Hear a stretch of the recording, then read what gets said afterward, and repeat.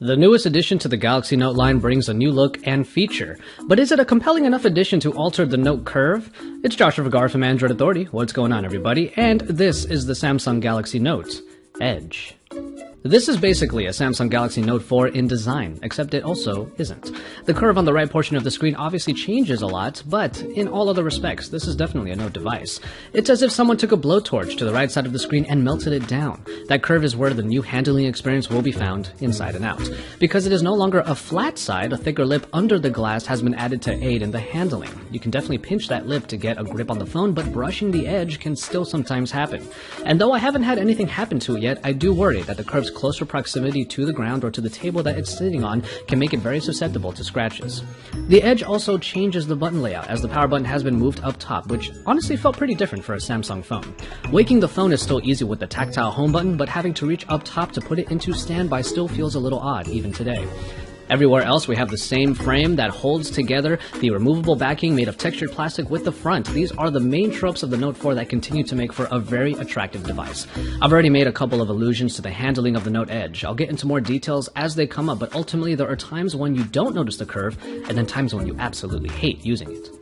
I have to admit, I do enjoy getting the attention that this attractive Note 4 with a weird curve on the side tends to get. This is a very alluring device, no doubt about it, and my curiosity continues to be piqued. It's almost as if I reach for the Note Edge not just because it is unique to pretty much any other phone, but because I'm curious how this Edge is going to perform with my general tasks for that day.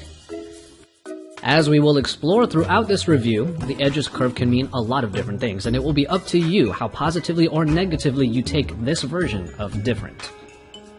Obviously, the main story with this phone deals with the display, as we get a somewhat increase to 5.6 inches because of this added real estate. What was once a Quad HD display gets a little more resolution, but it's not like you'll be using it for media or games because the right side comprises just a number of panels or controls. But for the rest of the screen, everything brings the same signature Samsung saturation and high fidelity. Text continues to look sharp, and I still enjoyed media and games despite the extra screen real estate. Yes, the curve can prove to be a little distracting at times, and I really wasn't too happy anytime I accidentally triggered it and thus covered a sliver of my Netflix or YouTube video up top. Touch sensitivity on the curve, though, is as good as it should be, though interactions with the curve are comprised of mostly just swipes and touches on the various icons or elements on that part. The Super AMOLED construction allows for this curve to turn on independently from the rest of the display, and this is one of its marquee features, quite literally, as the angle of the curve can be viewed easily from a nightstand or when sitting on a table. Turn on the night mode to make the Note Edge kind of a clock, or swipe up a few times on it to check the time. So yes, there are now more pixels on this screen, but ultimately they matter little to the overall display handling experience. They add a little bit to it, but they still rely on your needs to be fully compelling. Once again, the influence of the Edge's original simpling returns here with the Snapdragon 805, the Adreno 420, and 3GB of RAM, the package that returns once again in the Edge. As such, the performance is largely the same. Reliable, even despite all of the multitasking abilities and TouchWiz's pretty saturated operating system. The new addition of the panels and the curve don't detract from the general experience, as everything still runs smoothly.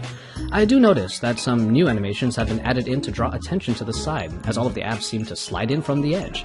But these are just aesthetic changes, and overall these animations, while different, don't do anything to hinder the performance. We just might be looking at the most full-featured phone available right now, because this is basically a Galaxy Note 4, which was already packed with features, and now we have a new curved display that even adds to the list. As such, the usual Samsung tropes include the removable back cover that underneath gives access to the removable battery and the microSD card slot. Call quality is standardly decent, and the rear-facing speaker, despite getting pretty loud, is still stifled because of its placement. The recent Samsung additions include the heart rate monitor, and the multiple microphone setup helps with recording specific parts of the sound spectrum, which can be useful for interviews. Of course, the main draw of a Note device is the S Pen, the stylus that provides precision usage and note-taking capabilities. Removing the S Pen opens up the Air Command menu that allows for capabilities like easily clipping parts of the screen for later usage, access to the S Note, and the Action Memo. The S Pen itself has also been enhanced to allow for even better, finer writing experiences. But the S Note application has been given the Photo Note, arguably the biggest addition here, which can capture the lines and designs of any scene and make them editable by the S Pen. This is good for taking signs, blackboards, or any presentations open to your creativity. And yes, you can definitely use the S Pen on the Edge, but it just feels weird. The battery life of the Note Edge falls in line with the large form factor. 3000 mAh might sound a little bit paltry for this unit, but it still lasted for around 4 hours screen on time. But the standby time and the screen off power consumption were the story here, as it allowed me to reach the day-and-a-half mark easily on multiple occasions. While my usage might have been a little bit higher than most, I was still pretty set with the Note Edge, and with a Samsung fast charger, you can juice it back up pretty quickly. Alright, let's move on to the camera, the 16 megapixel shooter in the Note Edge that brings the expected Samsung quality and various modes, though I have one really big problem with the way it handles. If you haven't noticed already, a lot of the controls for various Samsung applications are moved over to the curve, which is a nice idea half the time and then a terrible idea the other half. The camera is a prime example of when it is not well implemented. You'll still get access to some on-screen buttons to set settings, but the controls and quick settings are all in the curve, whose ergonomics are just not made for smartphone camera shooting. I was never able to take photos with one hand because trying to reach that shutter button on the curve is simply awkward and consistently made me feel like I might drop the phone. Support for my other hand was required pretty much all the time.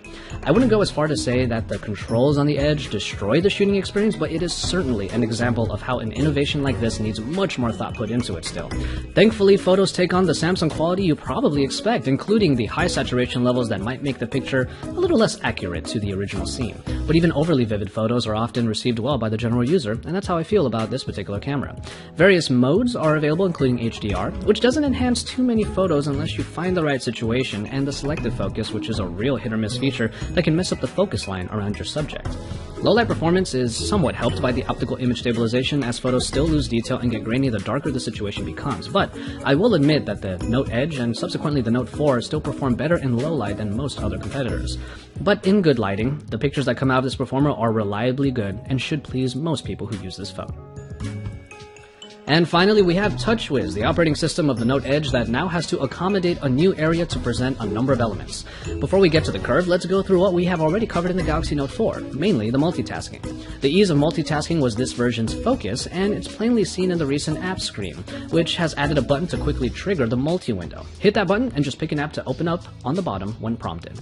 But even when in the dual app setup, you can still switch to a floating app setup and even make the floating app a small icon for safekeeping.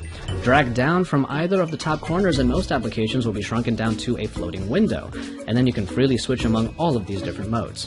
Multitasking is a very big part of the Note experience, and it is at its most capable on the Note Edge, especially when you factor in the curve. A panel full of icons or folders that you customize make shortcuts to your favorite apps available at all times. This feature is by far my favorite aspect of the new curve, adding in even more ease of use. Another panel will show notifications in real time, turning into a ticker when they come in. And a variety of other panels add functions like data tracking, further news ticking with Yahoo as the source, and a set of quick tools that include even a ruler for quickly measuring everything in the real world. And finally, I took full advantage of the personalization panels in which I could put a small phrase, for example, and some drawings in order to further make the Note Edge my own. In the end, I enjoy how the software tries to use the curve to a good extent, but not every situation will yield a good experience. If anything, it's a great place to get perpetual shortcuts, and a great way of checking the time easily, either manually or as a nightstand clock. But are those features really enough to justify the Edge?